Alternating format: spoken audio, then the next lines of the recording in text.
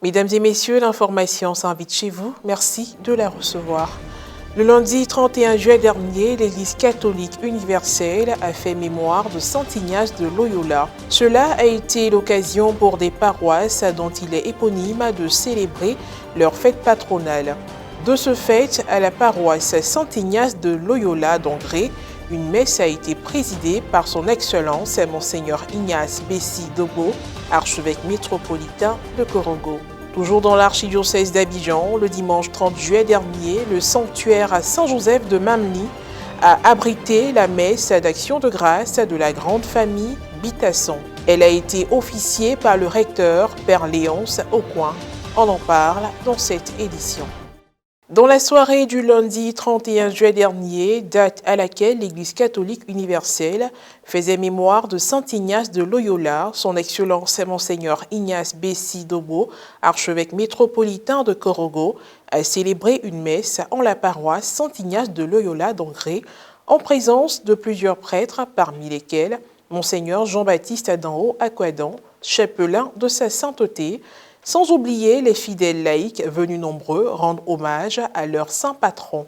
Soulignons qu'Ignace est né au château de Loyola, au Pays Basque, en 1491. Durant sa convalescence, à la suite d'une blessure, il a lu un ouvrage sur la vie du Christ et la légende adorée qui raconte des faits et gestes de saints. Cette expérience est le point de départ d'un des traits les plus fondamentaux de la spiritualité ignatienne. Elle l'a conduit sur le chemin de la conversion. Ignace trouve le temps de prêcher, confesser, créer des œuvres, maison pour catéchumènes juifs, refuge pour les femmes errantes, quête pour les pauvres, les prisonniers insolvables. Au début du mois de juillet 1556, une fatigue extrême et des souffrances intolérables forcent Ignace au repos. Il meurt le 31 juillet de la même année à l'aube et il est canonisé le 12 mars 1622. Le reportage de la messe vous sera proposé dans l'une de nos prochaines éditions. Tout autre sujet à présent. Magnifier le Seigneur, lui exprimer sa reconnaissance était le but de la messe d'action de grâce demandée par la famille Bitasson. Le dimanche 30 juillet dernier, ses membres se sont joints aux fidèles du sanctuaire Saint-Joseph de Mamni pour l'Eucharistie célébrée par le Père recteur Léonce Aucoin-Monin. Un reportage de Jean-Yves Essigan commenté par Morel Poty.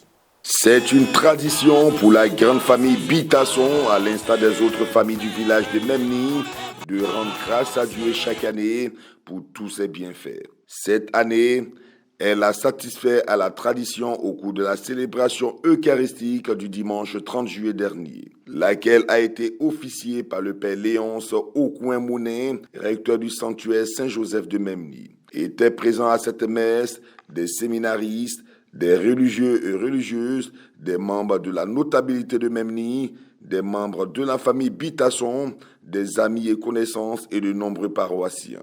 Pendant sa prédication, réfléchissant sur la première lecture du jour relative à la révélation de Dieu à Salomon, le célébrant a invité les fidèles à aller à l'essentiel dans la prière. Première chose importante dans une prière, pour être exaucée rapidement, c'est d'aller à l'essentiel. Il faut que ta prière soit une prière qui va à l'essentiel.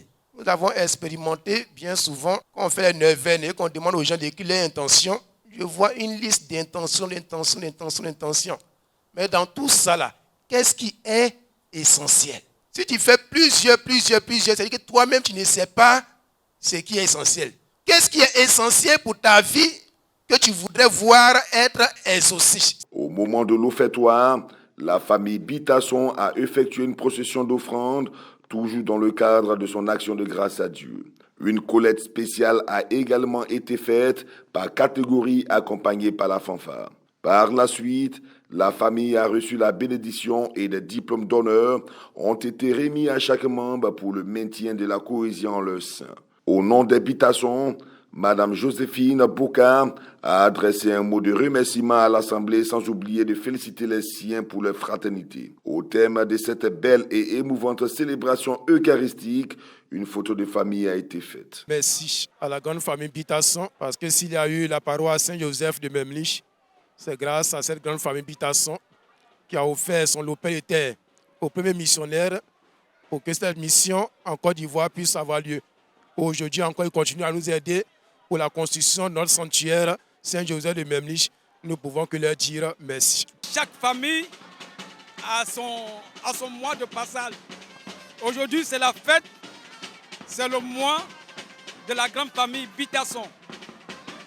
Le dernier dimanche du mois de juillet, c'est là que la grande famille Bitasson rend son action de grâce au Seigneur. Cette fête est née du fait de la mésentente qui s'était introduite au niveau du village après la crise de 2010.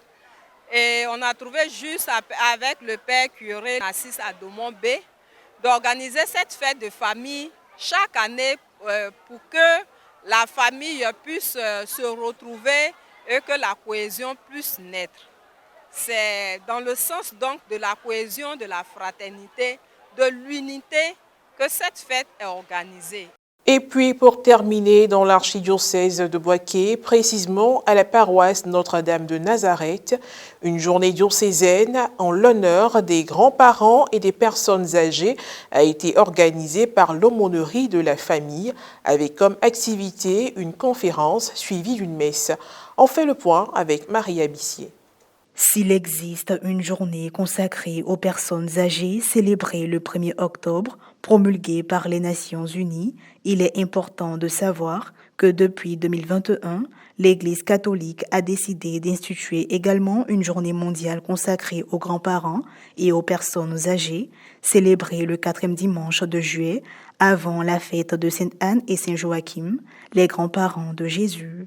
En prélude à cette journée commémorée le 23 juillet dernier, autour du thème « Sa miséricorde s'étend d'âge en âge », l'aumônerie de la famille dirigée par le père Éric Modeste Kwaku a organisé la journée diocésaine des grands-parents et des personnes âgées. C'était en la paroisse Notre-Dame de Nazareth au quartier Liberté. Elle a débuté par une conférence sur le thème « Comment bien vivre avec les maladies de la vieillesse » animée par Madame Bawa, inspectrice de soins à l'INFAS et spécialiste en psychiatrie. Dans son développement, la conférencière a donné des conseils aux participants.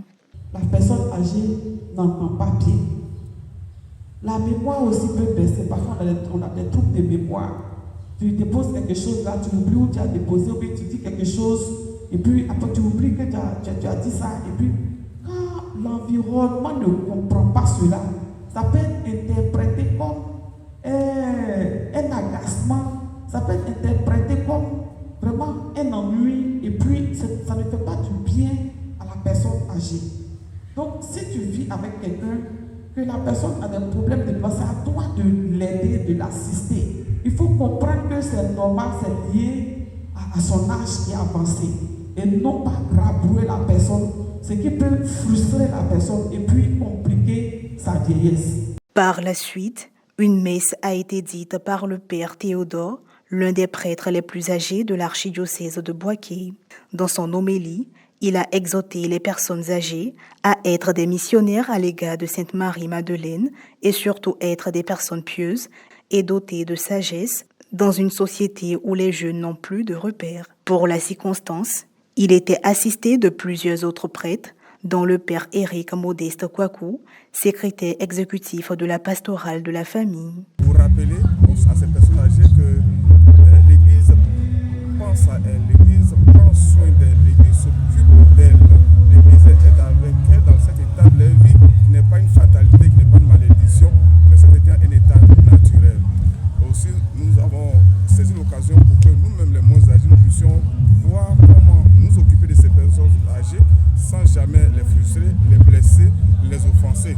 Des propos recueillis auprès d'une personne du 3e âge, M. Athanas Kouadio Adeba, fidèle de la cathédrale Sainte-Thérèse de l'Enfant Jésus de Bouaké. On se sent un peu abandonné, mais aujourd'hui le pape vient de nous donner la force de nous retrouver encore dans la joie. Et ça dit que le Seigneur ne nous oublie pas. Et nous disons merci au pape. Merci pour tout ce qu'il a fait. Et que ça reste ça sur nous pour que cette vieillesse-là, on ne se plaît pas, qu'on soit encore plus heureux, car être vieux, c'est un don de Dieu. Point final à cette édition d'information. Merci de l'avoir suivi, que je veille sur nous. À très bientôt.